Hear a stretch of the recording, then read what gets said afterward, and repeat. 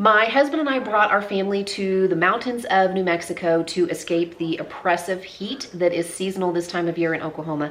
We figured we can do a little work remotely and also have a little fun here in the mountains with our family and enjoy the cooler temperatures. One of the first days we were here, we took our kids to a local, just kind of a diner style place for breakfast, and for just typical breakfast fare, sausage and hash browns, a few eggs, a couple of things from the kids menu for our younger kids, and after tax and tip, the total was $75. Now, I don't begrudge small businesses needing to charge what they need to charge. I mean, inflation has affected all of us, but if we're gonna be here in the mountains for 3 weeks, we certainly can't be spending $75 a meal. So the solution to that little problem, and so that we don't go bankrupt trying to eat while we are on vacation and working remotely, is to prepare some meals for my family in this perfectly fine kitchen that you see in the background. But it is my experience with rental spaces that I just don't know what I'm coming into where the kitchen is concerned. First of all, I'm out of my own kitchen, so I'm a little bit out of my comfort zone, and I never know what kinds of appliances, what kinds of utensils, what kinds of cookware they're gonna have.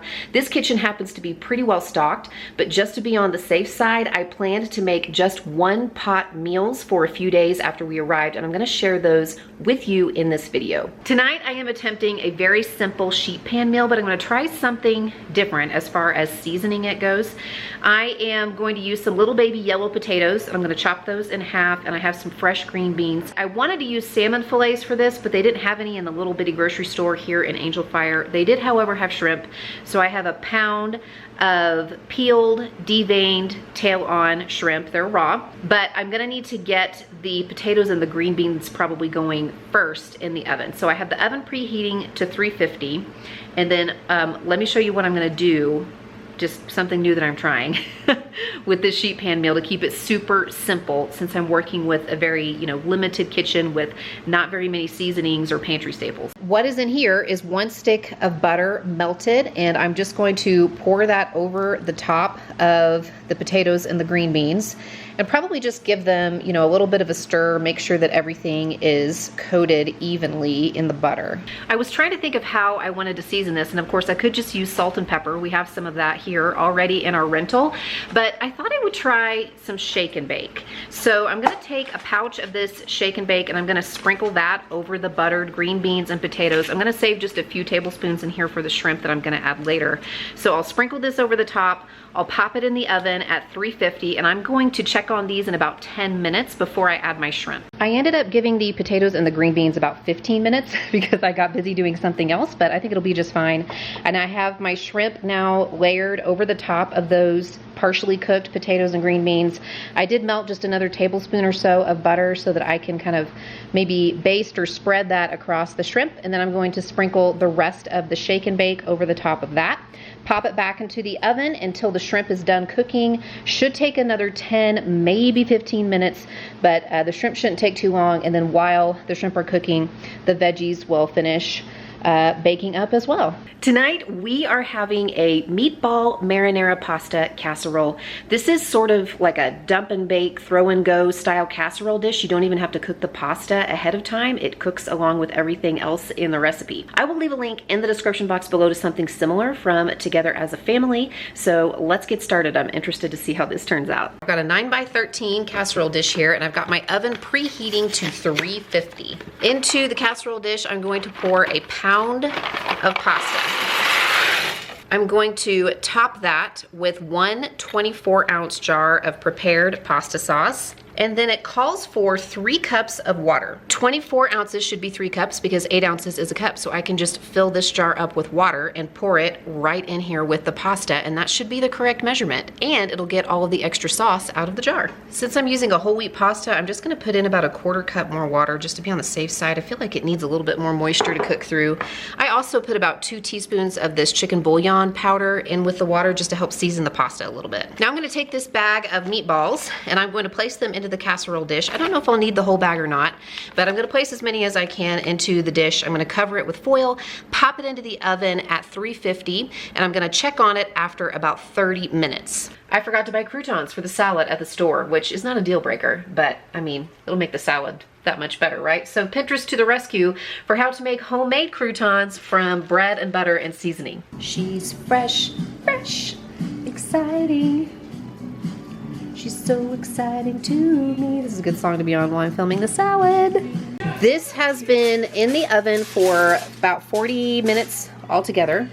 And I am going to sprinkle some cheese on it now. I have a mixture of mozzarella and Parmesan that I have grated. And then I'm gonna put it back in the oven for probably about 10 to 15 minutes, uncovered, so that the cheese melts and everything finishes up cooking together. Whether you are on vacation or traveling or just find yourself in a particularly busy season, I mean, we are standing on the precipice of back to school. It's about to get really busy in my household.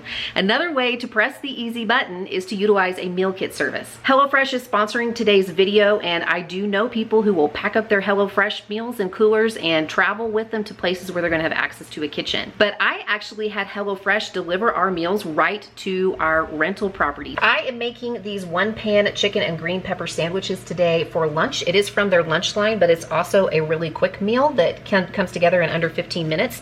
In fact, quick meals are one of the categories of meal options that they offer, along with fit and wholesome, along with family friendly. They have vegetarian options.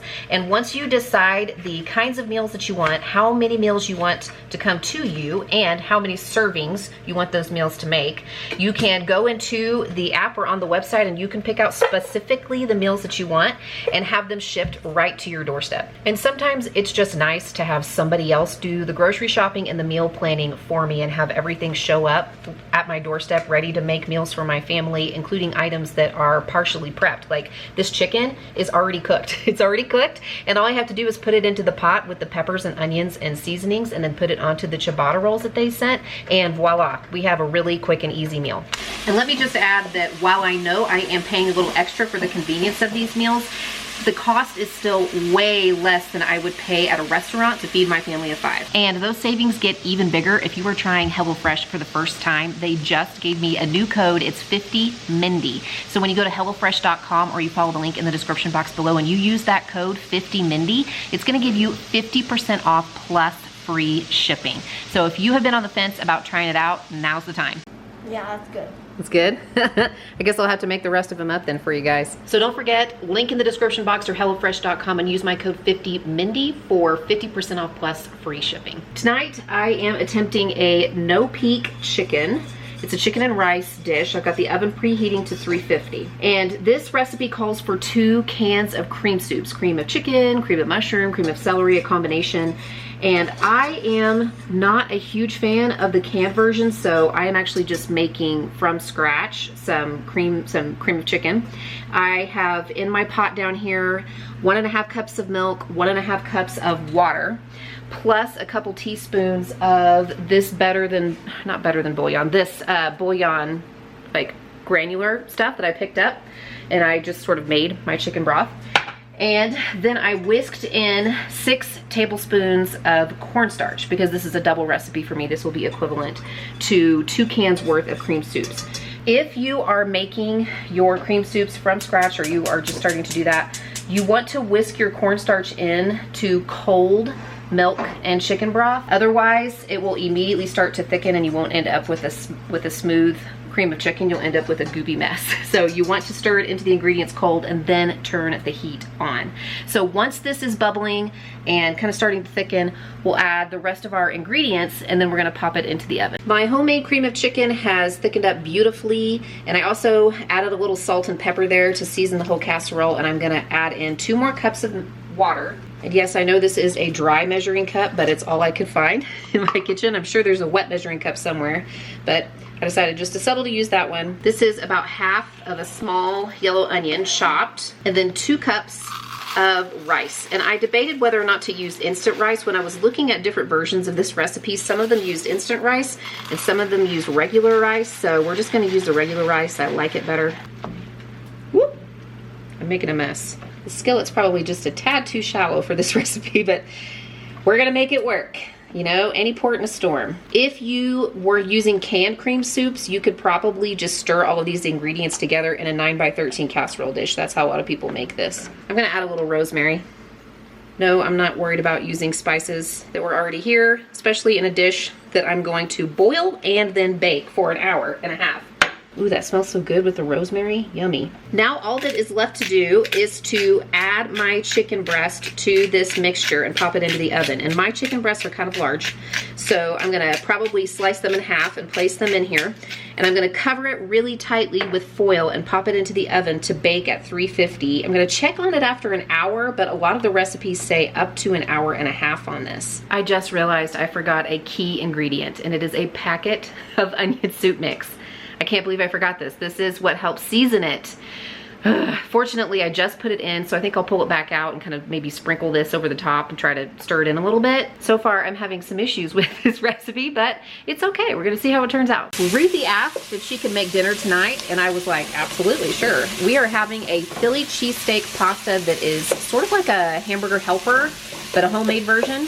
So she's got a pound of ground beef in here browning with half of an onion chopped, and also 1 green bell pepper chopped, some garlic, and 1 package of onion soup mix. We're gonna brown that until it is all cooked up. Now that the meat and the veggies are browned, we are adding 3 tablespoons of Worcestershire sauce and salt and pepper to taste, plus 4 cups of broth, but we are just going to add 4 cups of water and some of the chicken bouillon granules that I bought, and then 1 cup of milk. We are bringing that up to a simmer, and then we're gonna add 16 ounces or one pound box of pasta. Believe it or not, the organic rotini was the cheapest option at the grocery store. So once this mixture comes to a simmer, we're going to put the pasta in and put the lid on and let it simmer for about 10 to 12 minutes or so until the pasta is cooked. I'll leave this recipe from Eating on a Dime linked in the description box below. It calls for 8 ounces of provolone and 8 ounces of mozzarella to be stirred into the pasta once it's done cooking, and then you just let it melt and heat through, and it will be ready to serve. So we're really looking forward to this little one pot wonder meal. I think it's going to be super tasty. Thank you again to HelloFresh for sponsoring. Be sure to check out that link in the description box and use the code 50Mindy for 50% off with HelloFresh. Pick out one of these videos to watch next, and I'll see you there.